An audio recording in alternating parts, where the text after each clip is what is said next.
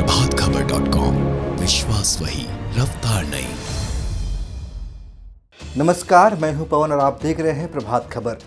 पश्चिम बंगाल की सियासत में इस वक्त दो नाम खूब चर्चा में हैं। पहला नाम है बंगाल की मुख्यमंत्री ममता बनर्जी का और दूसरा नाम है देश के गृहमंत्री अमित शाह का।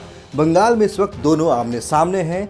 दोनों एक दूसरे के लिए बयानों के जरिए आग उगल रहे हैं। बीजेपी के लिए बंगाल का चुनाव हार जीत से आगे प्रतिष्ठा का सवाल बनता जा रहा है, जबकि टीएमसी के लिए अपनी सत्ता को बचाने की चुनौती है। हालांकि नंदीग्राम से चुनाव लड़ने का ऐलान कर ममता बनर्जी ने इस चुनावी युद्ध में अपनी चाल चल दी है।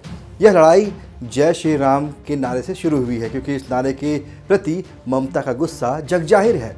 परिवर्तन रथ के सहारे बीजेपी बंगाल में परिवर्तन लाने की तैयारी कर रही है। आक्रामक चुनाव प्रचार के बीच अमित शाह लगातार ममता बनर्जी पर हमला बोल रहे हैं। उन्होंने तो यहाँ तक कह दिया कि चुनाव आते आते पश्चिम बंगाल की मुख्यमंत्री ममता बनर्जी भी जय श्री राम कहने लगेंगी।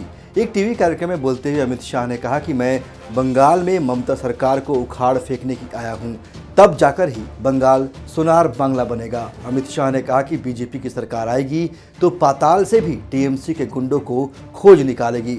बंगाल में अमित शाह ने ममता बनर्जी पर भतीजे अभिषेक का नाम लिए बगैर निशाना साधा। इसके जवाब में पलटवार करते हुए ममता ने अमित शाह के बेटे के बारे में सवाल कर दिया। अमित शाह के बंगाल में CAA लागू कराए जाने के बयान पर ममता बनर्जी ने कहा कि वह इससे राज्य में लागू नहीं होने देंगी।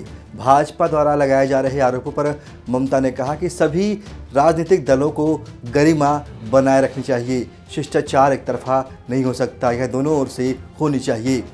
उन्होंने भाजपा पर निशाना साधते हुए कहा कि किसानों को लूटने के बाद, मुझे अपने धर्म का पालन नहीं करने देने के बाद, दंगे करने के बाद आप बंगाल चाहते हैं, मैं इन लोगों के सामने नहीं झुकूंगी। ममता बनर्जी ने दावा किया कि वह भाजपा से नहीं डरती, इसलिए वह अंत तक लड़ेगी। टीएमसी प्रमुख ने कहा कि वाम और कांग्रेस भाजपा की टीम में हो सकते हैं और हम अकेले लड़ेंगे। मैं केवल एक गोलकीपर बनूंगी और देखते हैं आप कितने गोल कर सकते हैं।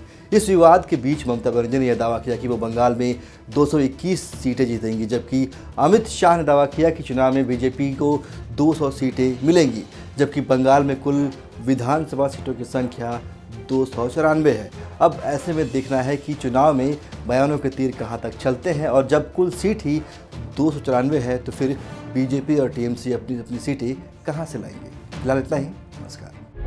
प्रभातखबर.com, विश्वास वही, रफ्तार नहीं।